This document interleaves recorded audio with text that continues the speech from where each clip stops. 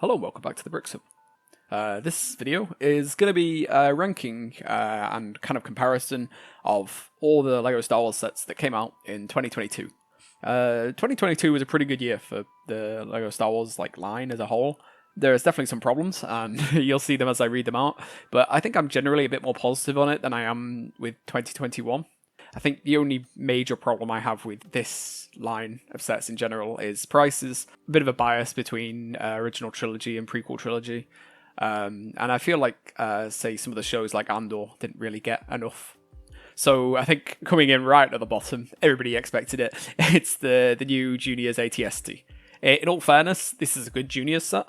It's a nice, cute little build. It's, doesn't use too many pieces. But the reason why it's still at the bottom, even taking into account the fact that it's not designed for someone like me or for an adult, is that it's pretty expensive. It's $29.99, which is about £30, which is £30, and $35, which I just really don't think is good for that size. And it's not going to be great for a kid. It's just, I feel like it's just something that a parent would buy their child for Christmas or their birthday or something like that, and then they'll just be kind of stuck with this pretty mediocre set, really. Next up is the Dark Trooper helmet. I like the Dark Troopers. I just don't really see why this was really done. It looks kind of a bit squash, it looks a bit goofy, but it's okay. It's not too bad, and maybe I'm just not really the market for these helmet sets, because these are all my opinions, really, rather than an objective ranking. So, unfortunately, the helmet's there at the bottom. And following that up, another helmet set is 75328, the Mandalorian Helmet, which could have been good. I think that would, if I was going to buy any of these helmet sets, something like a Mandalorian Helmet would. The Mandalorian Helmet, Din Djarin's one, would have maybe got through to me, but this one's just so strange. The visor is so thick. It's actually thicker than the Boba Fett one, which is really surprising. Some of the new parts usage is pretty good, and I do like the fact that they're using the lacquered silver parts, which I hope we get more of those pieces. So next up is the 75340 Star Wars Advent Calendar. Now, the Advent Calendars are something that's pretty good every year. They're never really my thing, but this one just isn't as good as, say, last year's one. One of my biggest regrets, actually, was not getting last year's one. I think that would have been the only Advent Calendar I'd get, because I really love the Mandalorian theming to it. This one, not so much. It's got some good minifigures, and I like all the builds, but there's nothing really... nothing huge stands out to me, and something say the Santa Mandalorian and Santa Grogu from last year was great, but this just has R2-D2 and C-3PO in sweaters, which is still fun, but not so much. Next is the 75327 Luke Skywalker Red 5 helmet. So yeah, I've had to put all the helmets at the bottom. Unfortunately, they're just not really my thing, but I think this one looks really good. I really like the orange goggles and stuff like that. The details are great, and I love the colours. It's quite a nice looking thing. So next up is surprisingly lower, actually. I was considering putting a bit higher, but I decided kind of on this, and it's the Obi-Wan Kenobi versus Darth Vader. It's $49.99 to about $50, and $44.99 if you're in the UK, which I am. And honestly, everything there is good. I think the big thing that a lot of people might say when they put this at the bottom of their list would say, oh, well, it's just a big grey flat thing with nothing on it. But I really do like that they're kind of making it. It's an arena. You have the turning tiles. You have the two people on top of it, and you can even do that fireplace feature. You can turn it around. But my biggest problem with it is it's just wasted potential. There's a much better fight between Obi-Wan Kenobi and Vader at the end of the Obi-Wan show. I'm not the biggest fan of that show.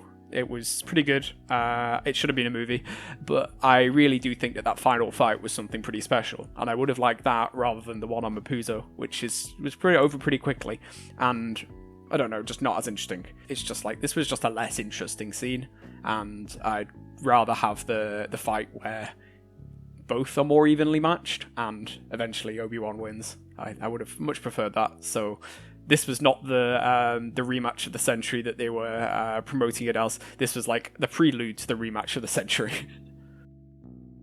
Sorry. So next up, still a little bit lower than you probably would have expected, the Razor Crest Microfighter. I really like that LEGO is still making Microfighters. It might be a bit silly, but they're a small set and it's nice for anyone to get, really. And I quite like the Razor Crest one. I've done 2 alternate builds of it. You can find those on my channel, and it's just a nice little set. The only thing is, it's just a bit small and not as interesting as some of the other ones coming up. And I guess the major problems I have with it is that the design is a bit strange. I'm not 100% on all the piece choices they used. And the minifigure has some serious production quality issues, and this has been going on for quite a while now. But I don't know what they were doing with the Mandalorian helmet printing. I don't know whether they just wanted to make them as cheaply as possible, but it was the one I had was the visor print was sunk really low, and it seems like everybody had that problem. So I don't know what's wrong, but something happened. So next up is the Death Star trash compactor diorama.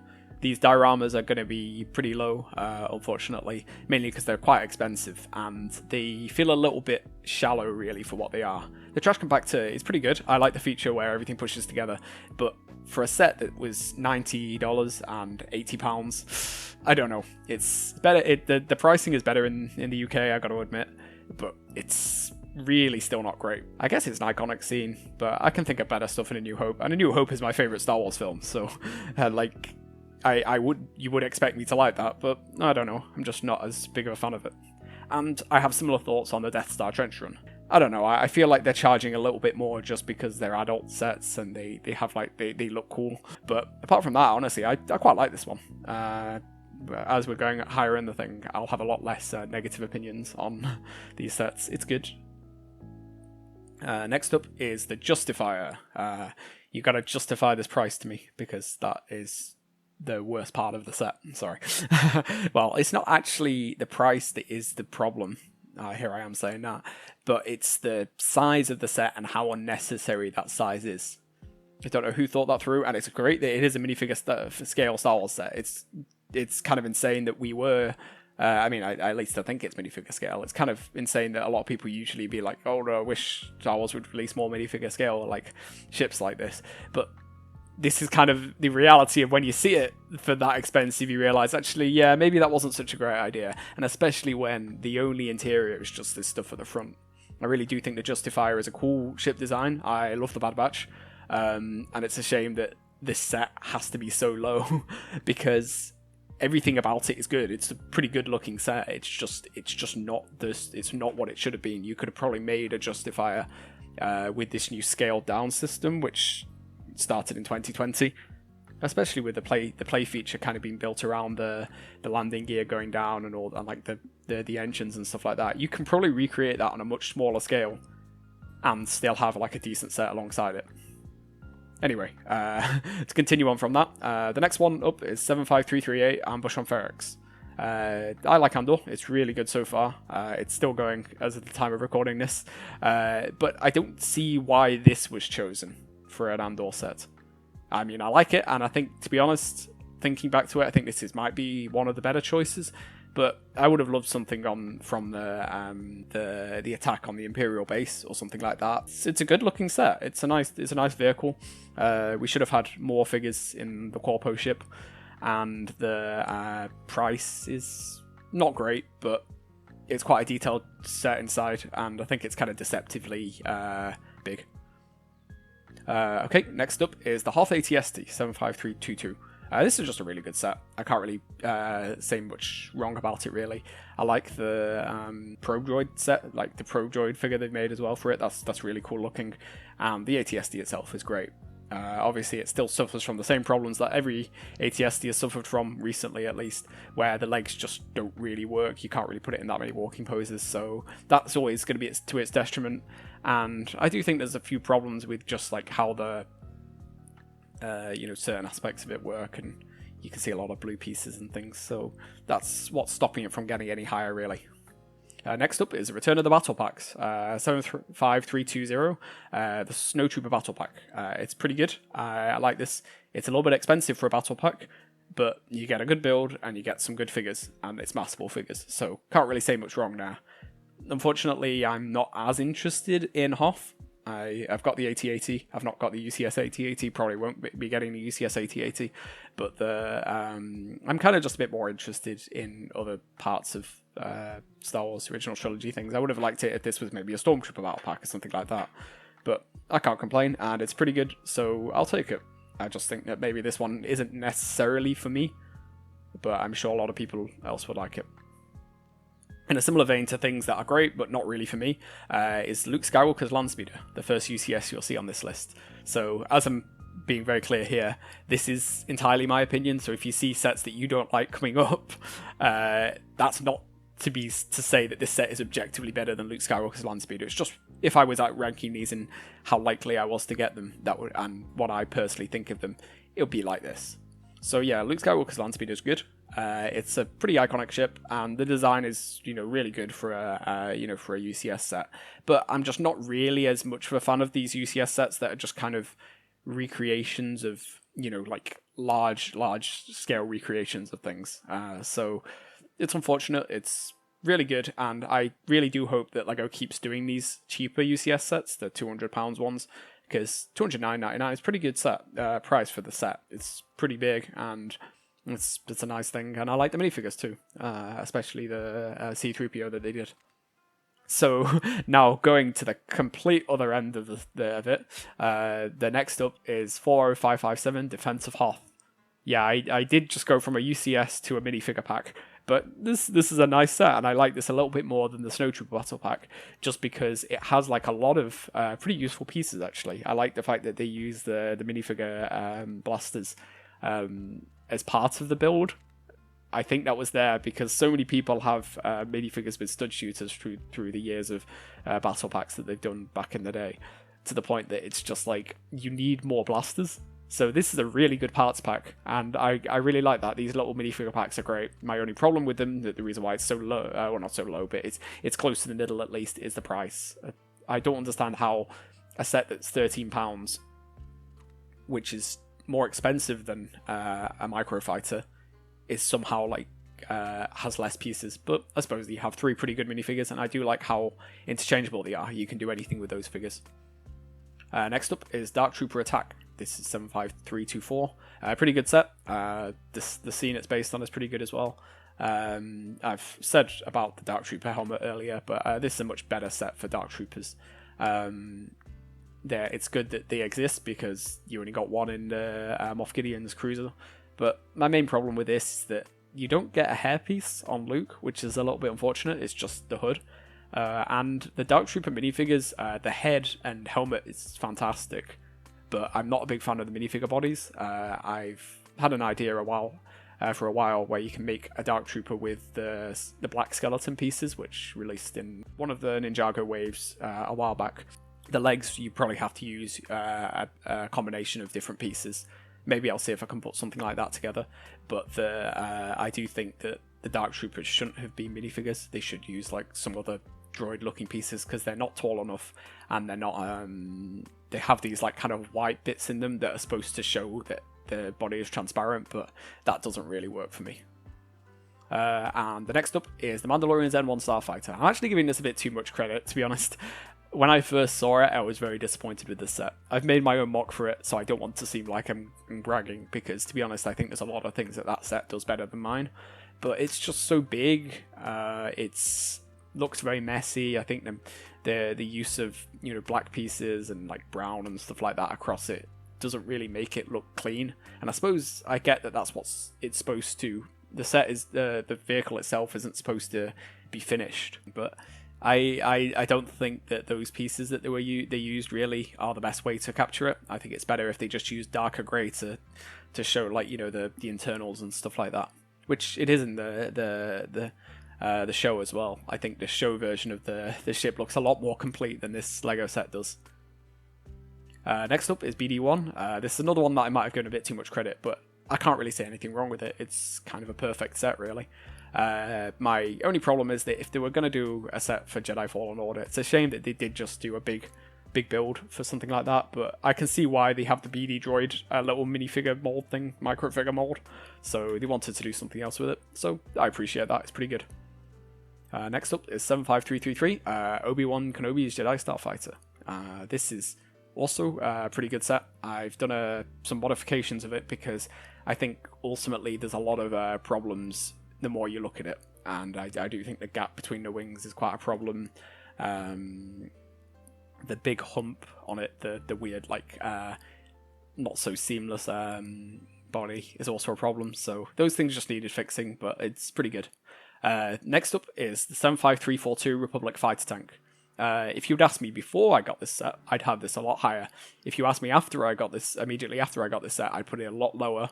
Now I've mellowed out a little bit on it. I've had to modify this thing quite a lot to get it to look good and look accurate.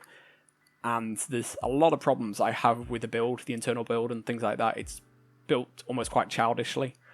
But after a bit of modifying and a bit of, like, coming around to it, and I also noticed I made a few mistakes in the build the first time, I think I've kind of realised that this is overall not too bad of a set, but I just think there's a lot of things that needed rethinking when they designed it at the beginning.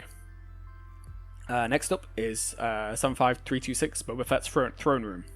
I've seen a bit of controversy around this one because it doesn't have the roof that Jabba's palace had in the 2012 set, and I agree, that's a problem. But that's really the only major problem I have with it. The rest of it's great. It's a good recreation of Jabba's palace, and it's the main focus here is that it's the throne room. A Lego Jabba's palace set would never be accurate anyway, so I do like that they kind of focused on the throne room, but also gave little bits of the palace as well. So it's good. The Boba Fett minifigure is unfortunately pretty inaccurate, but unlike what some people will say, I think the problem is that just the armor piece needs to be a lighter green rather than the helmet and jetpack. So that's a bit of a controversial opinion, but I think that's a problem with how the printing has worked. So I'd be interested to see what happens when that's changed. Next up is the Dagobah training diorama. So this is the highest ranked diorama set. The price is still a problem, but this one just looks so good. I love the the muddy R2D2, Yoda and Luke is great. Now this is just, in a way, this is just kind of a better version of that Yoda's Hut set that we got in 2018, I think. So, and I was going to get that set, and I might not even get this one, unfortunately. But I just really like what they've done here. And I like the little part of the X-Wing that's just sticking out the bottom as well. That's quite nice. I like that. Next is a controversial one. It's the next minifigure pack, the Clone Trooper Command Station. I've got two of these. They were extremely hard to find. I had to look around for that a lot. That was another problem I had with the Republic Fighter Tank. I was having a lot of trouble looking for that Republic Fighter Tank. But the Clone Trooper Command Station I ended up finding a little bit more easily, and it's pretty good. I like Phase 1 clones. That's something I've always really liked. The Phase 1 Clone Trooper design is just a lot more cleaner, a lot more something I like personally. And I like the fact that it came with a commander in it. It had like a nice little build that you can change into a few things, so I've done some alternate builds of those, so you can check them out on the channel. And I just think that that's like a really nice sort of proto battle pack. It's not a battle pack. It will never be as good as some of the battle packs in the past, but I like it, and any excuse to get to Phase 1 clones and a Phase 1 clone commander is great, and I'll take it. So next up is potentially another controversial one, and I may be giving the prequel sets a prequel Clone Wars sets a little bit too much credit here, because I do like the prequels, I do like the Clone Wars, but I just think that Lego has kind of realised that's what everybody wants, so they're kind of putting a lot of their best sets of these now. So yeah, it's the 75337 AT-ST Walker. Very good set. I really like the design for it. This is probably the best looking AT-ST, but there were still quite a few problems that have carried over from all the other previous AT-STs. So if you check my channel, I've done some mods of the AT-ST, and I intend to get this eventually. I don't know when. It's definitely going to be on sale because I don't really have that money, but hopefully it's something I can keep an eye out for and get later down the line. And I just think it's really good. I really like the Phase 2 Commander Cody minifigure. I'm glad that they finally did that. I do admit that the box art does missell a lot of the minifigures. Most prominently is the 212 Clone Trooper. This is the problem I've noticed with the Republic Fighter Tank set as well. They look like they have wider visors than they actually do on the box. So on the box, they're given wider, thinner visors, which is more accurate to the clones. But it seems like the sets themselves seem to changed them. Maybe this was a last minute thing, changed them back to the visor designs that they had in the 501st Battle Pack. Don't know whether that was because they wanted consistency, but I would take accuracy over consistency more. And I don't know what changed Lego's mind on this to change how the prints work. Maybe it's something that's just not feasible in the way that they print the onto the helmets. But I would have liked the design I see on the box better than what we got. Next up, as you expected, it's the Razor Crests. The reason why this is not at the top, and to be honest, I could have even brought this a little bit lower, is that the Razor Crest isn't really a very relevant set anymore. Ship. I love the Razor Crest ship, and that's the reason why it's so high up. It's a shame that it was destroyed, but the UCS Razor Crest is just really good. There's nothing I can really say to its discredit. Maybe the front of the ship, the canopy, looks a bit strange because some of the pieces don't like fully slide into each other properly. They kind of like have like some gaps and things like that. But that's really trivial. And honestly, I just think the UCS Razor Crest is kind of one of the best UCS sets in a good few years, and it feels like about on par with the UCS AT-ST. Something that I probably wouldn't personally want, but it's just really great. And it's very hard to put a UCS set like that further down on the list.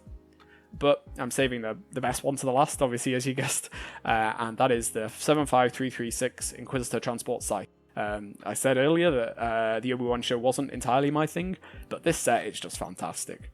And I really do hope somewhere later down the line I'll be able to get hold of it, because this is just everything I want out of LEGO Star Wars vehicles. And even if I might not get it, I just think this is a good sign.